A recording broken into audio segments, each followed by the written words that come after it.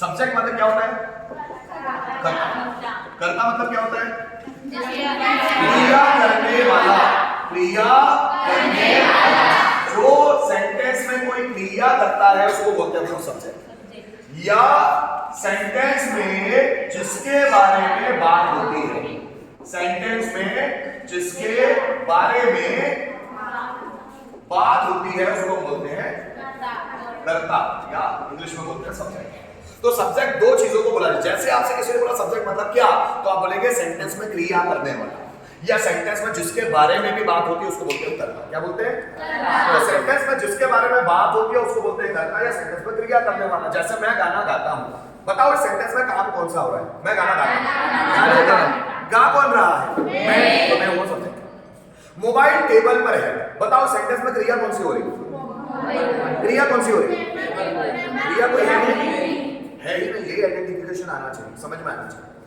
Mobile table पर है, इसमें कोई क्रिया हो ही नहीं रही, तो समझेंगे कैसे कि सब्जेक्ट कौन सा है? फिर दूसरी डेफिनेशन, सेंटेंस में जिसके बारे में बात होती है।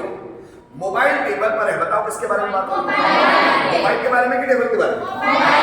मोबाइल के बारे में। मोबाइल सब्जेक्ट हो। मेरे पापा बैंक में है, किसके बारे में बात हो रही है? मेरे पापा के बारे में। पापा के बारे में नहीं, मेरे पापा के बारे में। मेरे पापा, ये पूरा का पूरा सब्जेक्ट रहेगा, माय फादर। मेरा दोस्त इंटेलिजेंट है, किसके बारे में बात हो रही है? वह क्लास में है, किसके बारे में बात हो रही है? वह है ना।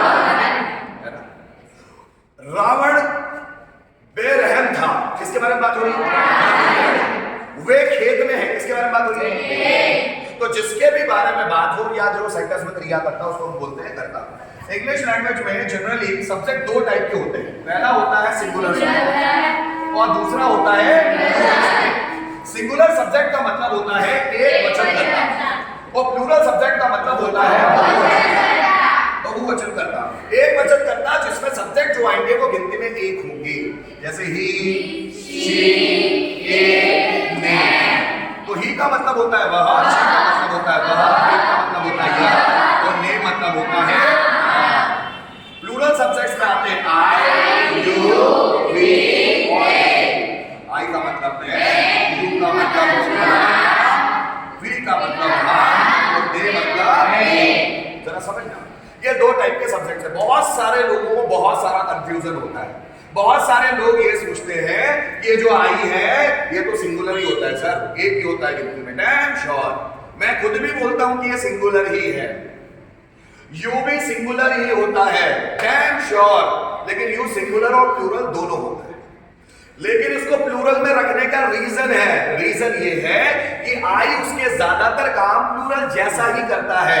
आई का व्यवहार प्लूरल जैसा ही होता है। यू का व्यवहार सिंगुलर और प्लूरल दोनों जैसा होता है, इसलिए उसको यू को हम लोग प्लूरल में रखते हैं, क्योंकि यू के भी ज्यादातर काम प्लूरल जैसे होते हैं। Are you getting my point? आई के ज्यादातर काम प्लूरल जैसे होते हैं, यू के ज्यादातर काम प्लूरल जैसे होते हैं, इसलिए उनको प्लूरल सब्जेक्ट में काउंट करते हैं। मेरी बात समझ? आई सिंगुलर ही है, सब्जेक्ट के तौर पे उसको सिंगुलर ही बोला जाता है, लेकिन उसके काम प्लूरल जैसे हैं, इसलिए उसको प्लूरल माना जाता है। क्या मेरी बात समझ में आ रही है? yes, पुराने जमानों में क्या चलता था आपको पता है? 4 तरह के वर्ण होते थे। वर्ण, ब्राह्मण, क्षत्रिय, वैश्य और शूद्र। ब्राह्मण मतलब जो ज्ञानार्जन का काम करते थे, ज्ञान अर्जित करते थे और ज्ञान को शेयर करते थे, वो ब्राह्मण। क्षत्रिय जो समाज की प्रोटेक्शन का काम करते थे, वो क्षत्रिय। वैश्य जो समाज में काम धंधा करते थे, अपनी आर्ट से लोगों को सुविधाएं देते थे। कोई चश्मा बनाता था, कोई लकड़ी के सामान बनाता था, वो वैश्य लोग, व्यापारी हो गए। 4th नंबर के लोग थे शूद्र, जो सेवा देने का काम करते थे। सेवा देने का काम इन द सेंस, कहीं पर भी किसी का टॉयलेट खराब हो गया है, टॉयलेट को सुधार दिया। किसी के घर में कोई नौकर बन गया, झाड़ू लगा रहा है ना। अस्पताल में नर्सेस होती है, वार्ड बॉयज होते हैं, वो क्या कर रहे हैं? सेवा कर रहे हैं, तो वो भी तो शूद्र ही है। तो पहले क्या होता था? कर्मों के आधार पर डिवीजन होता था, ब्राह्मण, क्षत्रिय, वैश्य और शूद्र। बाद में उसको चालाक लोगों ने धर्म से जोड़ दिया, जाति से जोड़ दिया कि ब्राह्मण ऊंचे लोग और शूद्र नीचे लोग। बिल्कुल नहीं, जो सेवा करता है वो शूद्र होगा, किसी की भी सेवा करे। जैसे ईसा मसीह लोगों की सेवा करते हैं, तो वो तो शूद्र होने चाहिए। ब्राह्मण जिसका ध्यान सीखने सिखाने जानने में ज्यादा है वो ब्राह्मण होता है। जैसे मैं टीचर हूं, मैं पढ़ता ज्यादा हूं, पढ़ाता ज्यादा हूं। मैं बोलने को तो मैं मराठा समाज में हूं, छत्रपति शिवाजी महाराज के समाज में हूं, लेकिन चूंकि मेरा सीखने और सिखाने की ओर ज्यादा ध्यान है तो मेरी जो मेंटली जो कैटेगरी है वो ब्राह्मण की है। क्या मेरी बात समझ में है? कोई व्यक्ति ताकतवर होता है, ताकत से समाज को बचाने का काम करता है, समाज को सुरक्षित रखने का काम करता है, तो उसको हम लोग बोलते हैं क्षत्रिय। जैसे छत्रपति शिवाजी महाराज, महाराणा प्रताप, जो भी लोग है ना। और वैश्य मतलब जो अभी बिजनेसमैन लोग हैं, है ना। जरा समझना, तो पहले क्या होता था? सबसे पहले कि कर्मों के आधार पर व्यक्ति को वो पोस्ट दी जाती थी।